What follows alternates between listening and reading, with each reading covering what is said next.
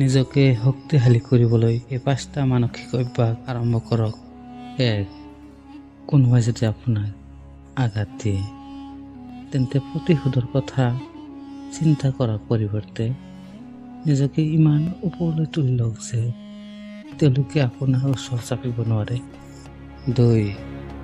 প্ৰতিদিনে এটা কাম কৰক যাক লৈ আপুনি ভৱিষ্যতে গৌৰৱ কৰিব। সৰু সৰু সিদ্ধান্তই এদিন এটা ডাঙৰ জীৱনৰ সৃষ্টি কৰে। 3. বাৰে বাৰে নিৰাশা কৰা মানুহৰ পৰা আপোনাৰ আশা কমাই দিয়ক। আশা কমাই দিয়াটো দুৰ্বলতা নহয়, ই জ্ঞান। 4. নিজৰ ভুল স্বীকাৰ কৰিবলৈ শিকক।